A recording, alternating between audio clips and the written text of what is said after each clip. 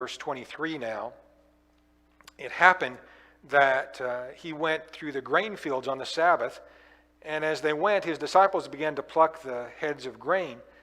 The Pharisees said to him, "Look, why do they do what is not lawful on the Sabbath?" But he said to them, "Have you never heard what David did when he was in need and hungry, he and those with him, how he went into the house of God in the days of Abiathar the high priest and ate the showbread, which is not lawful to eat except for the priest, and also gave some to those who were with him? He said to them, the Sabbath was made for man, not man for the Sabbath. Therefore, the Son of Man is Lord of the Sabbath." So his disciples are going through the grain field. It's a Sabbath day. Not supposed to do any work, but they're just walking through a field. And as they go, the heads of grain are ripe. And so they pluck a head of grain, and they maybe rub it in their hands, and they pop it in their mouths, a little snack as they're walking along. And the Pharisees, "Oh, that's work. You can't do that on the Sabbath day." It was, according to their tradition, of how you applied the Sabbath law, it was wrong to do that. But the Old Testament never specifically said anything about that being wrong to do on the Sabbath. In essence, the disciples were just eating. And that was certainly okay to do on the Sabbath day. But the Pharisees asked, "Why are you doing what is not lawful on the Sabbath?" Well, it was not that it was not lawful. You know, the thing is, it was fine for them to do what they were doing. In fact, in Matthew's account of this, and this is important to bring up here, Jesus plainly says that his disciples did not violate a law. He says that his disciples were guiltless. That doesn't mean that they did something wrong and he's forgiving them. That means that they didn't do anything wrong to begin with. So Jesus declares that what the disciples did was not wrong to do. It may have violated Jewish tradition, but it didn't truly violate the law of God. Jesus, though, responds to them with really three arguments, again, just very quickly, which would have answered their objection to any honest person. The first of them is that, when David was hungry back in the Old Testament, King David, who the Jews highly respected and regarded, when he was hungry and sort of on the run, he ate showbread, which was only to be eaten by the priests. Now, in doing that, David did violate the Old Testament law in a state of emergency. A lot of people looked at that and said, well, it's okay to violate the law. I'm not sure at all that's what Jesus is saying.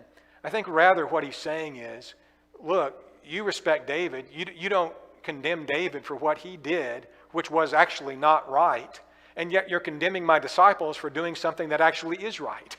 He's pointing out their hypocrisy is what he's doing. He's not justifying, well, you can set aside God's law anytime you want to. That's, I think, an important distinction to get here.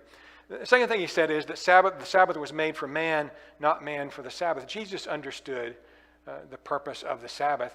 The Sabbath wasn't man's overlord. It was meant as a blessing to mankind, as a way to honor the holiness of God. That's why God established it. It was a day of rest for mankind.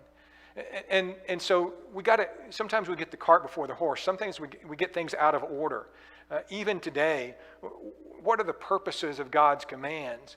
Are they to, make things difficult for us? Or are they really to make things better for us? And the way you look at that is so critical to your service of God. If you understand that the commands of God are for your good and not meant really to, cause problems in your life, not meant to stress you, that's not God's intention at all. God wants to bless us by telling us what his will is, and his will is ever the best for us. So it wasn't the purpose of the Sabbath law to keep a person from eating as he's walking through a grain field. That wasn't the purpose of the Sabbath at all. It wasn't the purpose of the Sabbath to, keep a man from saving his ox when it fell in the ditch on the Sabbath day. That wasn't the purpose of the Sabbath. It was made for man, and man was not made for it. The third thing that Jesus said, of course, which is ultimately the truth, is that he's the Lord of the Sabbath. Jesus knows all about the Sabbath. Of course, being God, being with the Father in creation, going through, all of the history of man as the Son of God, pre-incarnate, Jesus knows all about the Sabbath. And he is the Lord of it. He's the one who has authority over it, really is the point that he's making. So they're not going to tell the Son of Man, they're not going to tell Jesus Christ, the Son of God, anything about the Sabbath. They're talking to the wrong person if they're trying to impart knowledge about the Sabbath. They need to be listening to him about it, because he is ultimately the Lord of the Sabbath.